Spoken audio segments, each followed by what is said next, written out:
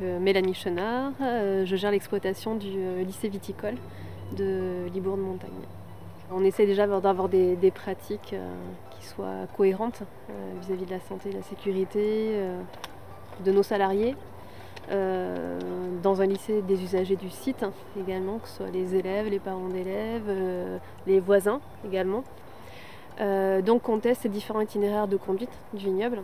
Il faut arriver à faire en sorte que ces différents itinéraires de conduite soient cohérents globalement au niveau de la gestion de l'exploitation. Ça peut être vite très compliqué à gérer.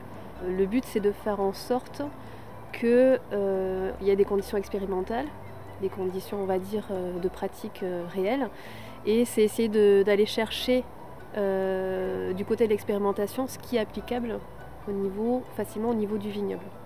Donc c'est tous les outils d'aide à la décision comme OptiDose, Décitrette. Voir par exemple aussi avec le bio qu'on peut facilement arriver à gérer des débuts de calendrier phyto avec des produits de contact et des fins de calendrier également.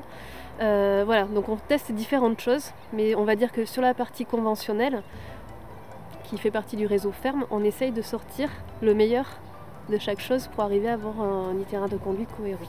Les actions concrètes au niveau phyto. Donc il y a eu déjà démarrage, c'était en 2006, une conversion d'une partie du vignoble en bio. Ensuite la mise en place d'expérimentations dans le cadre du Vinopole. Vinopole, c'est le lien entre la chambriculture, l'IFV et les établissements de formation.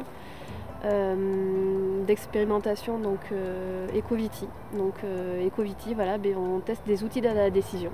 Donc on apprend à mieux positionner les traitements et on rajoute là-dessus, sur ce positionnement des traitements, un meilleur raisonnement des doses appliquées, donc ce qu'on appelle OptiDose. Du coup, cette OptiDose, après on l'applique au niveau du reste du vignoble, ce qui nous permet de diminuer les quantités de produits appliqués. En fait, le réseau défi nous permet en fait de se réunir entre viticulteurs et du coup d'échanger nos pratiques et de justement aller plus vite dans les évolutions, puisqu'en fait on sait du coup directement ce qui a marché et pas marché dans d'autres propriétés, et donc du coup de mettre en place plus rapidement des nouvelles possibilités de raisonnement par rapport à nos produits phytosanitaires.